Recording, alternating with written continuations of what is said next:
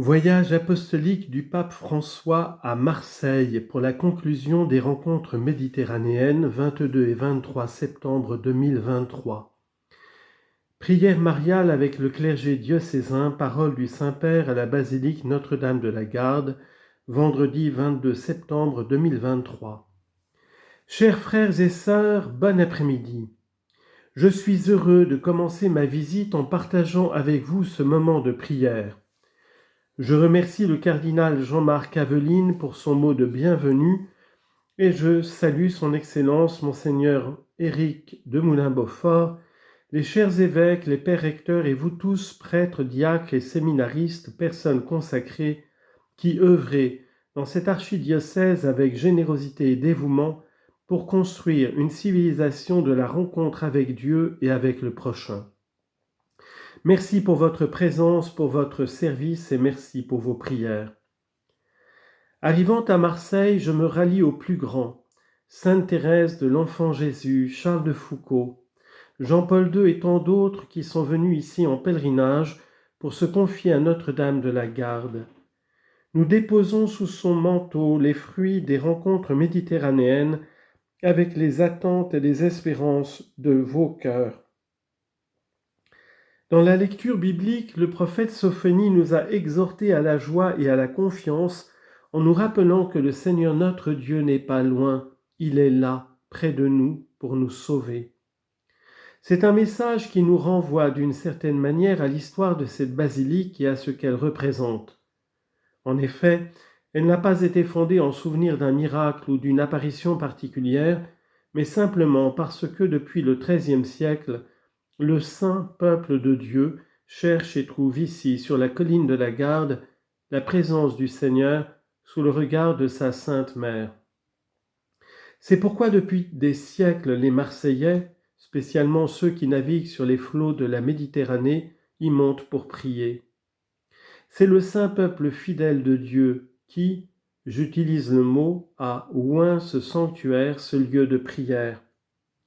Le saint peuple de Dieu qui, comme le dit le Concile, est infaillible in credendo dans sa foi.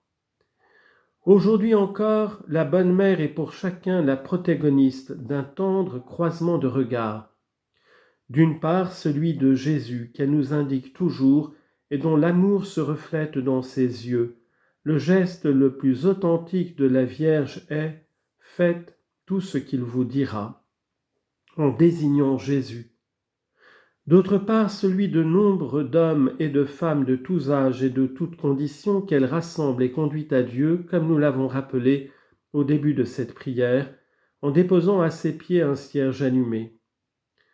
En ce carrefour des peuples qu'est Marseille, je voudrais réfléchir avec vous sur ce croisement de regards, car il me semble que s'y exprime parfaitement la dimension mariale de notre ministère. Nous aussi, prêtres, personnes consacrées, diacres, nous sommes appelés à faire sentir aux gens le regard de Jésus et en même temps porter à Jésus le regard de nos frères. Un échange de regards.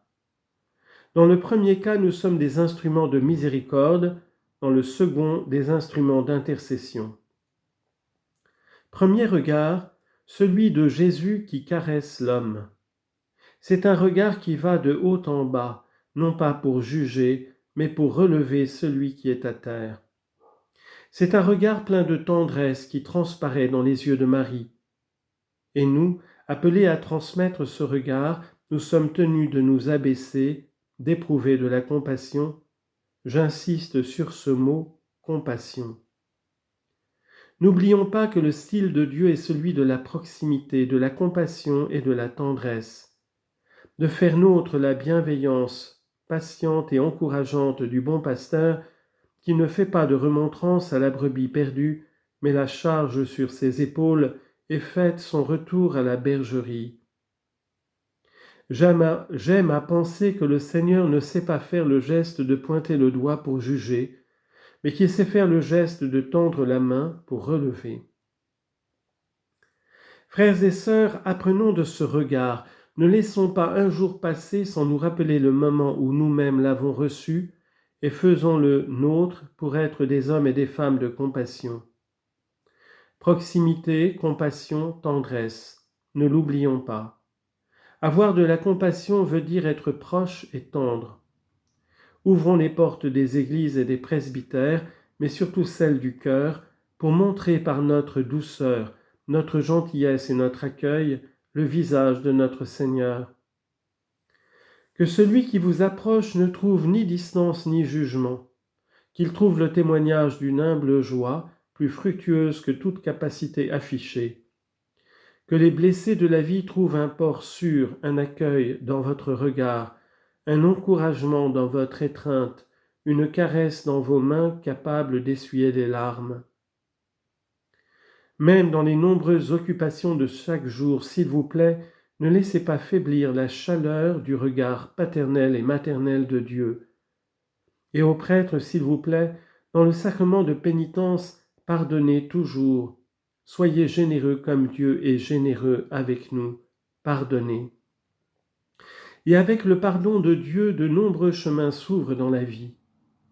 Il est bon de le faire en dispensant généreusement son pardon, toujours, afin de délivrer par la grâce les personnes des chaînes du péché et les libérer des blocages, des remords, des rancunes et des peurs dont elles ne peuvent triompher toutes seules.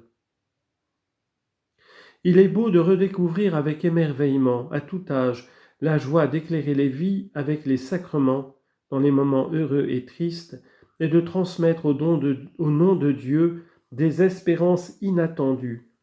Sa proximité qui console, sa compassion qui guérit, sa tendresse qui émeut. Proximité, compassion, tendresse, soyez proches de chacun, surtout des plus fragiles et des moins chanceux, et ne laissez jamais ceux qui souffrent manquer de votre proximité attentive et discrète. C'est ainsi que grandiront en eux, mais aussi en vous, la foi qui anime le présent, l'espérance qui ouvre sur l'avenir et la charité qui dure pour toujours. Voilà le premier mouvement, portez à vos frères le regard de Jésus. Il n'y a qu'une situation dans la vie où il est permis de regarder une personne de haut en bas, c'est lorsque nous essayons de la prendre par la main et de la soulever. Dans les autres situations, c'est un péché d'orgueil. Regardez les personnes qui sont en bas et qui vous demandent, consciemment ou inconsciemment, de les soulever avec votre main. Prenez-les par la main et soulevez-les. C'est un très beau geste, un geste qui ne peut se faire sans tendresse. Et puis il y a le second regard, celui des hommes et des femmes qui se tournent vers Jésus.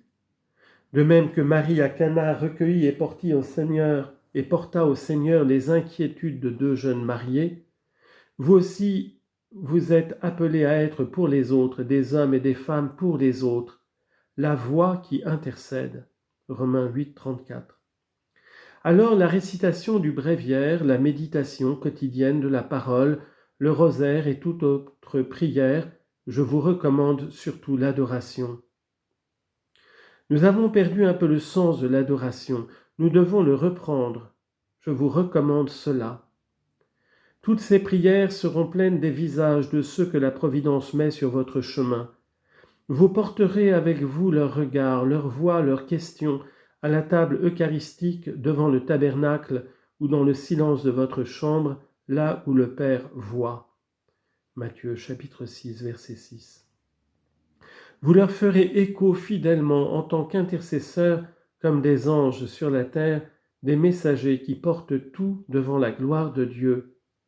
Tobie chapitre 12, verset 12. Et je voudrais résumer cette brève méditation en attirant votre attention sur 3 images de Marie qui sont vénérées dans cette basilique. La première est la grande image qui la surplombe et qui la représente lorsqu'elle tient l'enfant Jésus bénissant. Voilà, comme Marie, nous portons la bénédiction et la paix de Jésus partout, dans toutes les familles et dans tous les cœurs. Semer la paix, c'est le regard de la miséricorde. La deuxième image se trouve en dessous de nous dans la crypte. C'est la Vierge au bouquet, le don d'un laïc généreux. Elle aussi porte l'enfant Jésus sur un bras et nous le montre, mais elle tient dans l'autre main, au lieu d'un sceptre, un bouquet de fleurs. Cela nous fait penser à la façon dont Marie, modèle de l'Église, en nous présentant son Fils, nous présente également à lui comme un bouquet de fleurs dans lequel chaque personne est unique, est belle et précieuse aux yeux du Père. C'est le regard de l'intercession. C'est très important, l'intercession. Le premier était le regard de miséricorde de la Vierge, celui-ci est le regard d'intercession. Enfin, la troisième image est celle que nous voyons ici au centre sur l'autel, qui frappe par la splendeur dont elle rayonne. Nous aussi, chers frères et sœurs, nous devenons un évangile vivant dans la mesure où nous le donnons en sortant de nous-mêmes, en reflétant sa lumière et sa beauté par une vie humble, joyeuse et riche de zèle apostolique. Que nous y aident les si nombreux missionnaires qui sont partis de ce haut lieu pour annoncer la bonne nouvelle de Jésus-Christ au monde entier. Bien-aimés, portons à nos frères le regard de Dieu, portons à Dieu la soif de nos frères, répandons la joie de l'Évangile. C'est notre vie et elle est incroyablement belle malgré les difficultés et les chutes et même nos péchés. Prions ensemble la Sainte Vierge, qu'elle nous accompagne, qu'elle nous garde, et s'il vous plaît, priez pour moi.